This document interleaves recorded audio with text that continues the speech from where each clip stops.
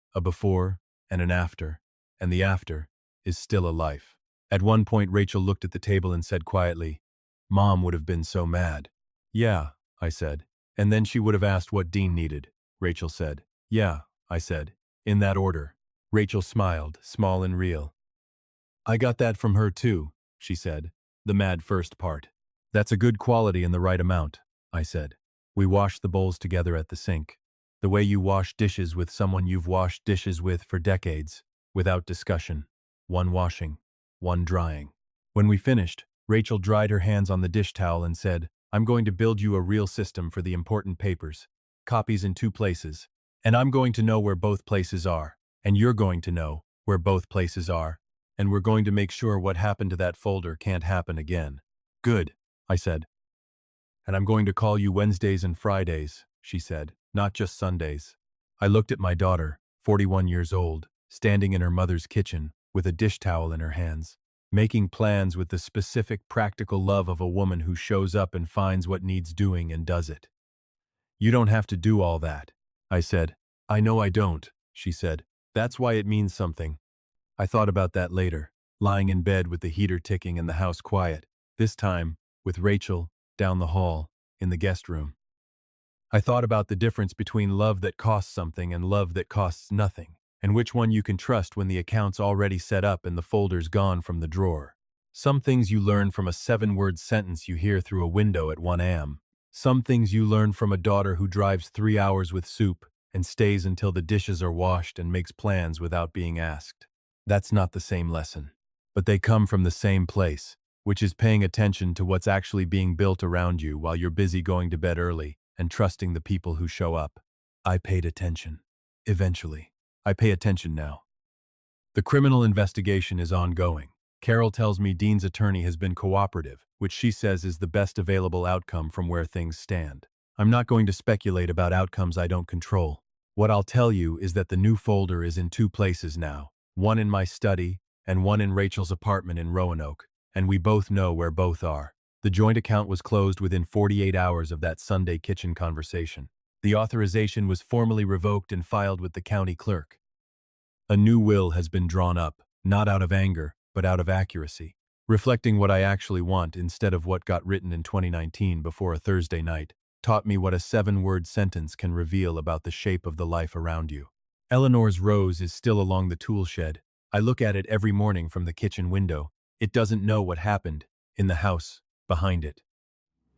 It just does what she planted it to do, comes back every year, blooms in the spring, is exactly what it was designed to be. I'm trying to do the same. 68 years old, retired shop teacher, widower, father of 2, a man who woke up at 1 a.m. and made a list and called a lawyer and ate soup with his daughter out of his late wife's bowls. That's the accurate version. That's what the record shows. And the record, as 34 years of teaching kids to read a blueprint, will tell you, is the only thing that matters in the end. A joint either holds or it doesn't. Mine holds.